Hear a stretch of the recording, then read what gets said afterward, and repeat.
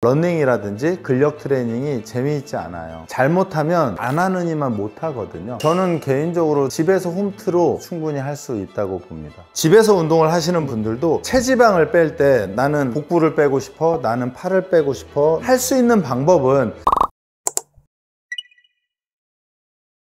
일반적으로 피트니스 센터를 가는 걸 꺼려하는 이유가 뭐 여러 가지가 있겠지만 우선은 낯설음인 것 같아요. 가보지 않은 곳에 대한 낯설음. 그 다음에 두 번째는 이동을 해야 되잖아요. 집에서 이동을 하는 불편함. 세 번째는 갔을 때 초보라, 다른 사람에게 보여지는 약간 창피함. 왜냐면 사람들은 어디를 가나 뽐내고 싶어하는 경향이 있는데 초보들은 아무래도 조금 어려우니까요. 그러니까 가서 기구든 운동을 내가 할지 모르기 때문에 가서 할 수 있는 게 별로 없게 되는 그런 이유도 있는 것 같아요. 저는 개인적으로 집에서 충분히 할 수 있다고 봅니다. 그러니까 피트니스 센터를 간다는 건 어떤 기구들을 사용한다는 건데요. 기구를 사용하기 이전에 내가 내 몸을 사용하는 방법을 잘 모르면 그 기구를 사용함이 더 힘들어져요. 그래서 예를 들면 맨몸으로 스쿼트를 잘 할 수 있어야 기구가 필요한 거고요. 맨몸으로 팔굽혀펴기를 잘 할 수 있어야 벤치프레스가 필요한데 처음부터 기구가 들어오면 내 몸도 관리해야 되고 기구도 관리해야 되니까 운동을 하기가 더 어려워지거든요. 홈 트레이닝의 가장 큰 장점은 누군가의 시선을 받지 않기 때문에 내가 운동을 조절해서 할 수 있다는 거고요. 반대로 단점은 안 해도 누가 날 쳐다보지 않는다는 거죠. 그래서 저는 개인적으로는 의지가 있다면 집에서 홈트로 몸을 좀 쓰는 법을 익히고 나서 몸이 좀 쓰여지면 기구가 있는 곳으로 이동하는 것도 좋은 방법이라고 생각합니다. 제가 가끔 하는 말은 미술은 잘못 그려도 상해를 가하진 않아요. 음악도 잘못해도 상해를 가하지 않는데 운동은 잘못하면 내 몸을 위해를 가하고 오히려 반대로 안 하느니만 못하거든요. 그래서 조금 정확한 동작을 이런 채널을 통해서 본인이 스스로 학습을 해서 능력치를 끌어올리면 사실은 스스로 학습도 가능하거든요. 그래서 그렇게 운동을 하시면 도움이 될 것 같습니다.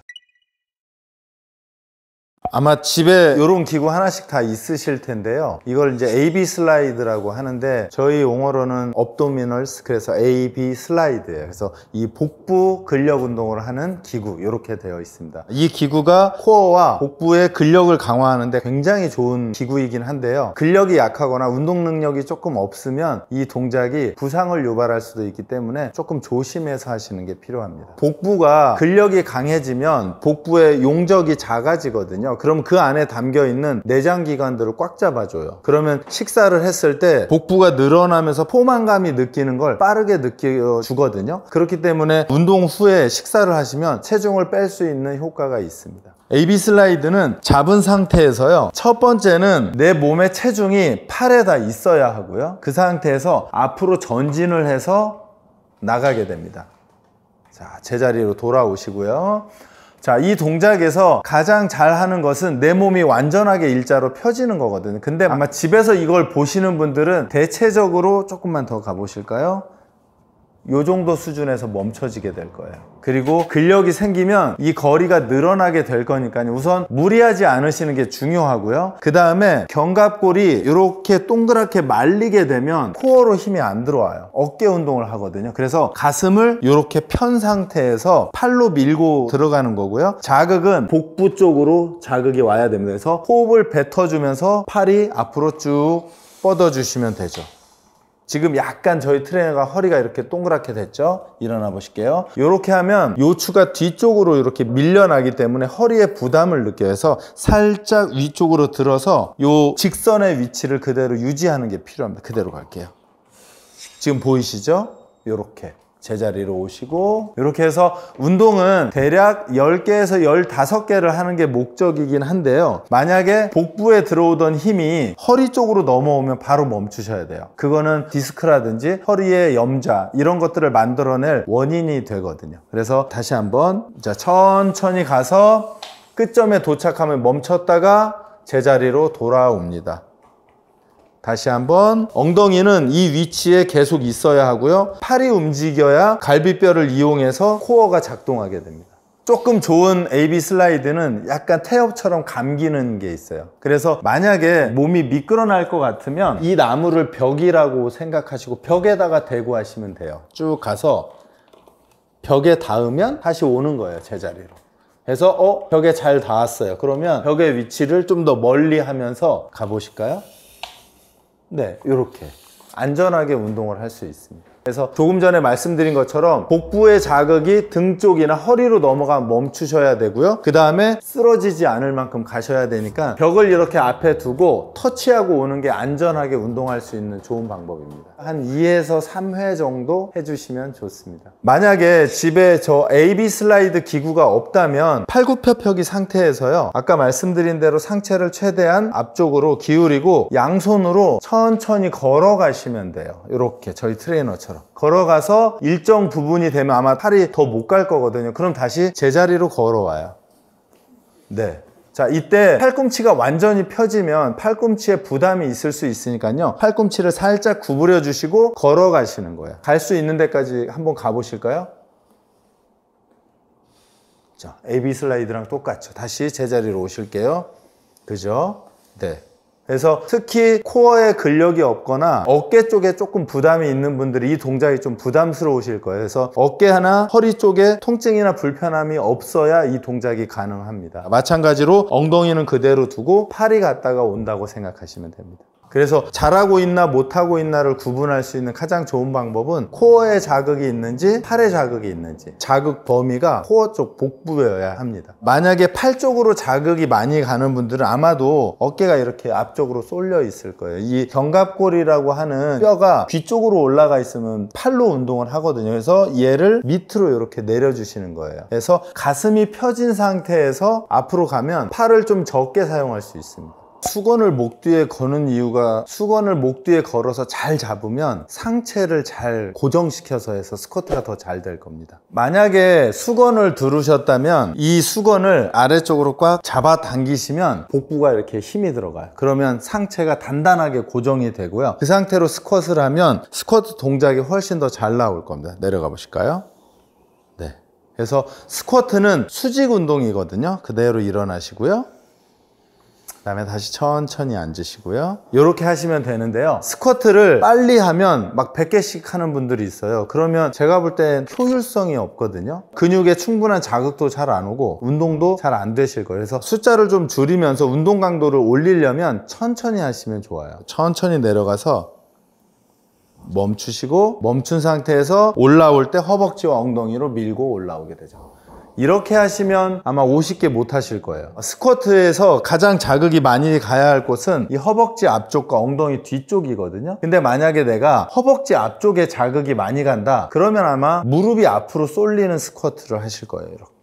이렇게 스쿼트를 하시면 무릎에 부담이 가서 무릎 부상의 위험이 있습니다. 그래서 엉덩이를 조금 뒤쪽으로 빼셔야 돼요. 앉을 때 무릎의 구부러짐과 엉덩이의 구부러짐이 동시에 생긴다라고 생각하시고 하시면 아마도 괜찮을 것 같아요. 일반적으로 스쿼트를 11자도 있긴 한데요, 발목이 좀 딱딱하거나 고관절이 좀 딱딱하신 분들, 또는 중량을 조금 높이기 위해서는 발을 대략 15도에서 30도 오픈하는 게 안정적으로 힘을 낼 수 있는 자세입니다. 만약에 스쿼트를 하는 동작에서 불안감이 존재하다면 벽에 기대서 스쿼트를 하시는 게 일반적으로 무릎이나 허리 안 좋은 분들이 처음 하시는 동작들이에요. 스쿼트는 기본적으로 허벅지 앞쪽과 엉덩이거든요. 근데 이제 허리 힘으로 올라오거나 동작이 잘못되는 분들은 허벅지에 힘이 없다 보니까 올라올 때 수직 운동을 하는 게 아니라 수평으로 이렇게 흔들리면서 올라오게 되는 거거든요. 아마 벽에서 하면 그런 게 없어지실 거예요. 벽에서 스쿼트 할 때는 대략 본인의 발 길이의 한 족장 정도 앞으로 내미시고 벽에 기댄 상태에서 천천히 내려갑니다. 천천히 내려가서 대략 90도 정도 만들어지면 여기서 다시 일어나게 되는 거죠. 일어났을 때 허벅지, 엉덩이 조여주시는 거고요. 다시 천천히 이렇게 해서 허벅지와 엉덩이에 힘이 잘 들어온다면 서서 혼자서 하는 스쿼트로 바꾸시면 되고요. 근데 이 동작에서는 아마 허벅지가 많이 쓰이실 거예요. 만약에 엉덩이에 힘을 주고 싶다면 내려가 보실게요. 멈추세요. 이 상태에서 상체를 앞으로 살짝 기울이면 어때요? 이렇게 하면 엉덩이에 들어오시거든요. 이 상태로 일어나 보실게요.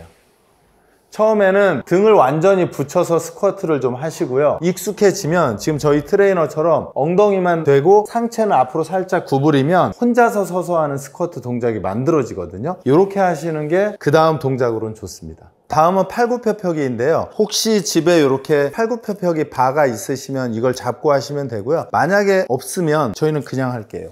팔굽혀펴기를 많이 하기도 하고 도전하시는데 잘하는 분들은 제가 볼 때는 정말 얼마 안 되는 것 같아요. 아마 1~20%도 잘 안 되는 것 같아요. 그래서 팔굽혀펴기를 올바르게 하는 법을 오늘 가르쳐 드리도록 하겠습니다. 자, 남녀 모두 불문하고요. 무릎을 댄 상태에서 양쪽 팔을 지면에 대시고요. 보통 팔굽혀펴기 하실 때 손목이 아프신 분들이 있거든요. 그 손목을 안 아프게 하려면 손가락을 쫙 벌려서 압력을 분산시켜 주셔야 해요. 자, 이 상태에서 준비하게 되면 팔굽혀펴기를 못 하시는 분들이 보통 이렇게 하거든요. 이 양손 사이에 얼굴이 정삼각형이 될 만큼 앞으로 나가셔야 해요. 이렇게 되면 이 자세만으로도 가슴에 아마 힘이 들어올 거 어때요? 들어오죠. 그 다음에는 어깨를 조금 펴주셔야 해요. 그래야 이 팔굽혀펴기가 가슴으로 들어오거든요. 그래서 이렇게 해서 힘이 들어오기 시작하면 팔굽혀펴기를 하셔야 되거든요. 자, 천천히 내려가서 가상의 점을 코로 닫고 올라오실게요.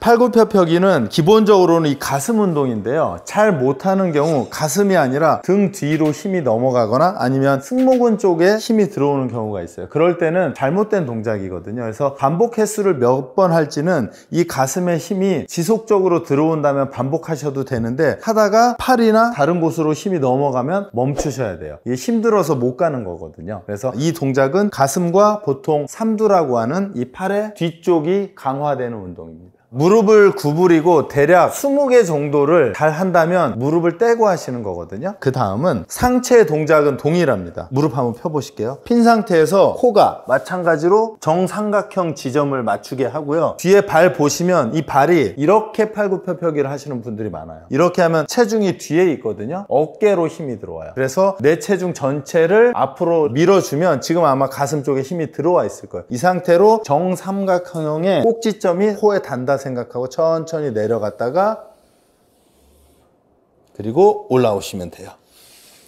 내려갈 때 가슴에 힘이 들어갈 거고요. 그 힘을 이용해서 일어난다고 생각하시면 돼요. 가슴이 아니라 다른 곳을 사용하게 되면 잘못된 동작이거든요. 그래서 내려갈 때 자극받은 위치로 일어나는 겁니다. 저희가 지금 3가지 운동, AB 슬라이드, 스쿼트, 그 다음에 팔굽혀펴기를 했어요. 근데 집에서 운동을 하시는 분도 그렇고 피트니스 센터에서 하시는 분들도 운동의 속도를 빨리 하는 경우들이 있거든요. 근데 운동의 속도가 빨라지는 건 사실은 고수들이 하는 영역이에요. 그만큼 빠르게 동작을 취해도 내 몸을 컨트롤할 수 있다는 거거든요. 그래서 만약에 내가 초보자다 그러면 운동의 속도는 가능하면 천천히 해서 정확한 동작을 해주시면 좋을 것 같습니다.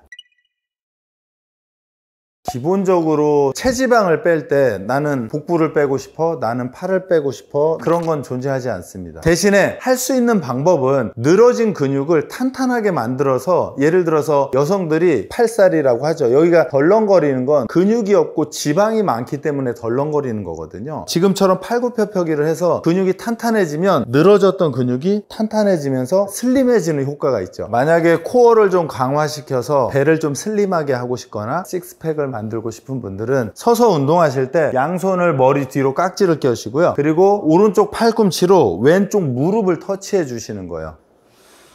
회전할 때 호흡을 해서 코어를 움직이게 해주셔야 되거든요. 반대 한번 해보실게요.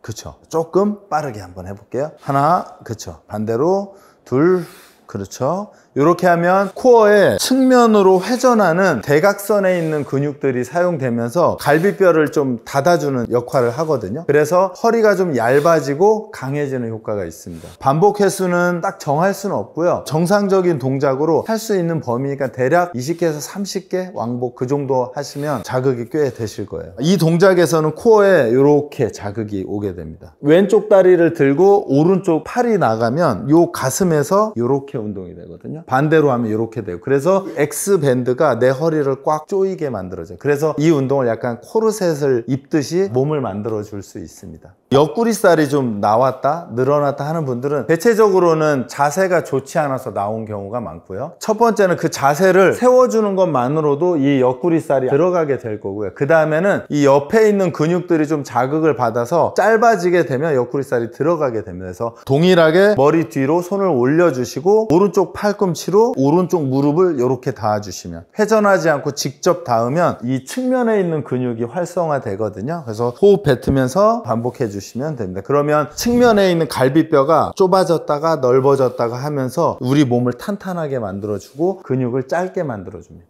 다음은 이제 허벅지가 이게 두껍거나 아니면 약간 탄성이 없는 분들이 하기에 좋은 운동은 런지인데 아마 조금 힘들 수도 있어요. 그래서 런지를 어떻게 하시냐면 이 상태에서 우선은 가까운 곳을 찍고 제자리로 오게 됩니다. 괜찮으면 점점 멀어지는 건데요. 그렇게 해서 한 7개 하면서 뒤로 한번 가보실게요. 이렇게 되면 제자리로 오고, 이렇게 되면 대략 자신의 발 사이즈 한 2배 정도 간 거니까요. 50cm 정도 가신 거거든요. 그 다음에 더 천천히.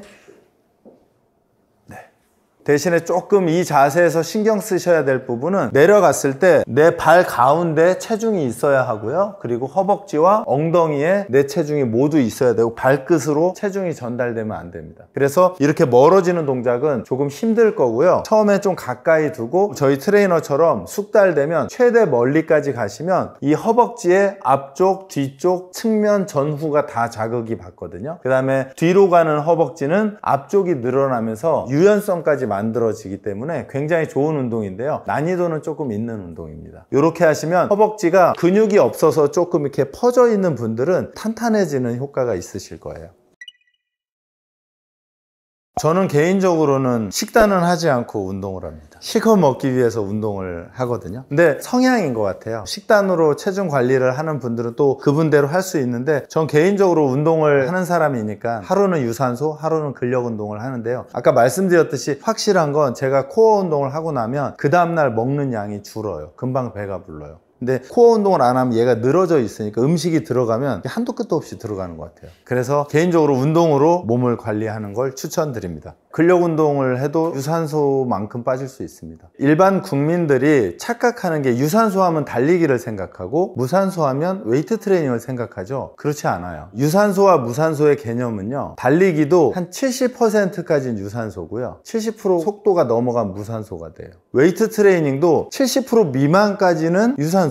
70% 이상이 올라가야 무산소가 돼요. 그래서 어떤 거를 보면 아시냐면 달리기 선수 중에 마라토너를 보면 말랐잖아요. 근데 왜 100m 선수들은 클까요? 무산소를 해서 근육의 에너지를 저장해서 커진 거거든요. 그래서 유무산소는 사실 행위가 아니고 강도로 결정되는 겁니다. 일반적으로는 무산소 운동이 운동 강도가 강해요. 그래서 시작은 유산소에서 시작을 해요. 예를 들면 달리기로 하면 걷기부터, 그 다음에 조깅, 그 다음에 엄청 빠르게 달리는 거. 웨이트 트레이닝으로 하면 10번 반복, 15번 반복, 뭐 이렇게 하면 중량이 올라가게 되면서 운동 강도가 높아지는 거거든요. 근데 처음부터 무산소 운동을 하거나 달리기를 안 하던 사람이 엄청 빠르게 달리면 몸을 다치거든요. 중량 운동도 갑자기 고강도 트레이닝을 하면 우리 근육과 관절이 견디지를 못하거든요. 그래서 순차적으로 유산소부터 무산소로 올라가는 게 순서라고 생각하시면 됩니다. 운동이 기본적으로 스포츠랑 운동을 좀 구분을 해야 하는데요. 운동이 예를 들어서 러닝이라든지 근력 트레이닝이 재미있지 않아요. 그래서 정체기가 오면 스포츠로 조금 전환을 했다 돌아오는 것도 좋을 것 같아요. 그래서 예를 들면 최근에 이제 러닝 하시는 분들 많잖아요. 근데 러닝 했는데 속도가 좋아지지 않으면 근력 운동으로 속도를 돌파하는 거죠. 아니면 테니스를 좋아하면 테니스를 잘 치기 위해서 근력 운동을 하는 거죠. 저희 아들도 테니스를 치고 있는데요. 근력 운동을 하고 테니스를 치면 스트로크가 강해진대요. 근데 근력 운동을 바빠서 못하면 스트로크가 확실히 약해진다 하거든요. 그래서 전 개인적으로 스포츠를 좀 하는 걸 추천드리고, 그 스포츠를 잘 하기 위해서 근력 운동을 하거나 유산소 운동을 하면 조금 정체기를 적극적으로 이겨낼 수 있는 방법이 아닐까 생각합니다.